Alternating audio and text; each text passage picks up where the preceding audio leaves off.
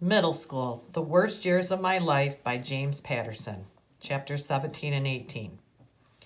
Now listen, guys, I need to talk to you because at school, some kids who had watched the movie were telling me that I need to pronounce Rafe Cachadorian's name correctly, which in the movie is Rafe. Now, I did show my homeroom that if you look up RAFE on Google and you ask for the pronunciation, it says Rafe.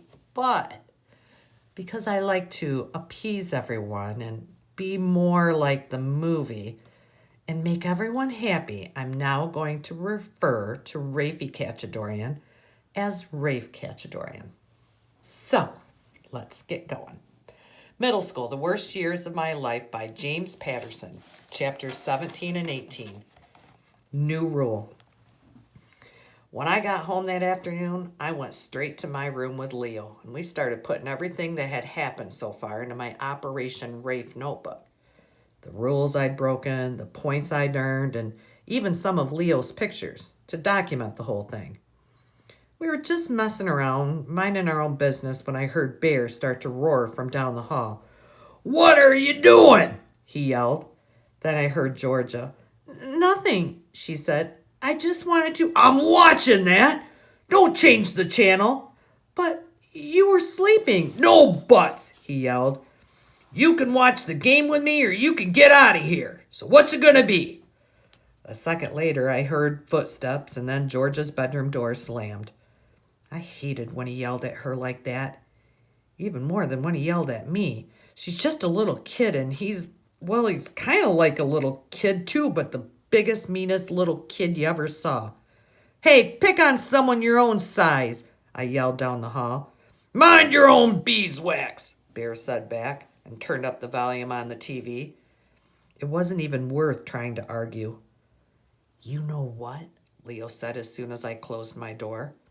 "We need a new rule." "Yeah, I was just thinking the same thing," I said. "Nobody should get hurt from me playing Operation Rafe." "Yeah, especially little kids," Leo added.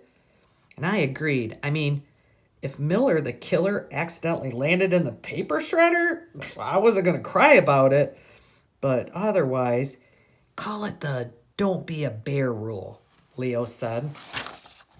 "How about just the no hurt rule?" I said. Good enough," Leo said, and I wrote that down in the notebook too. Rafe's no hurt rule. Nobody gets hurt. All risks are mine and mine alone. No exceptions. I'm not saying I'm some kind of saint. I'm not even saying this made me a better person, whatever that means. I mean, I'm still trying to figure that out.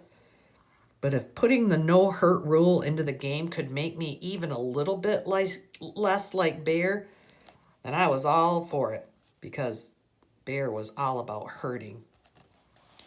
Chapter 18. Teachers want to break me, but I don't break. You know those vampire stories where the new guy doesn't want to drink anyone's blood until he gets a taste of it? Then all he can think about is blood, blood, blood. Okay, maybe that's not a good example.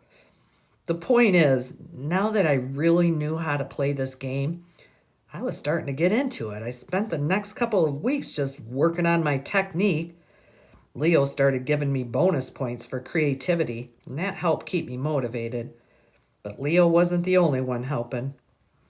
This might be a good time to introduce you to some of the other people at Hills Village Prison for middle schoolers who motivated me to be the best I could be at Operation Rafe.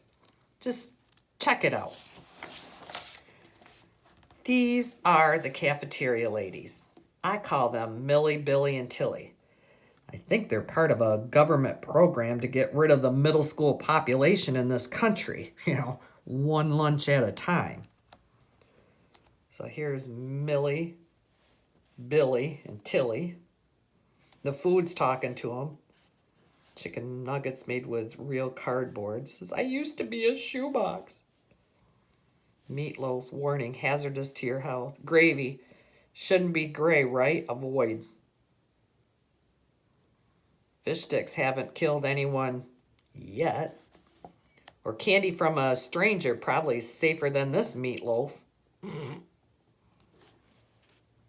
Here's the rest of the graphics. It says, do not leave trash on cafeteria tables. But he does, of course. 15,000 points. Yeah, Billy's saying, you stop that right now. She says, my meatloaf melted my tray?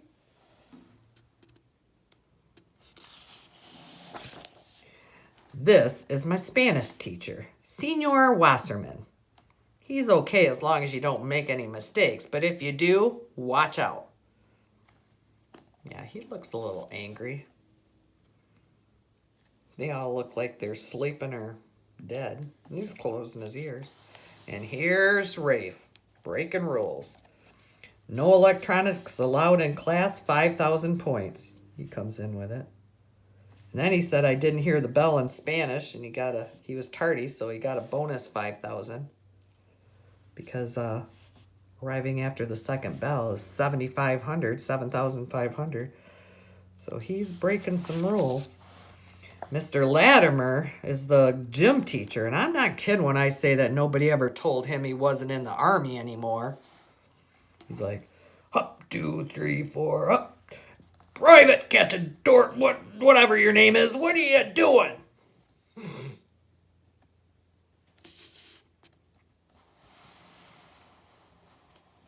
Oh, no bikes, skates, or scooters are allowed outside designated areas, 20,000 points. You got a bonus 5,000. Everybody else is walking. He's like, hey, I'm not sweating. That last one put me over the top. Mr. Latimer didn't think the old scooter switch was very funny. Of course, Latimer has had his sense of humor surgically removed in 1985. He gave me 30 push-ups, 2 extra laps, and ta-da! My very first detention. I mean, it's not like I wanted detention, but at least now I got something out of it. 50,000 points, dude. I guess you could say I was on a roll. Even when I got home that day, I was lucky. There was a message on the machine from Mrs. Stricker telling Mom to call the school. That wasn't the lucky part. I mean, duh.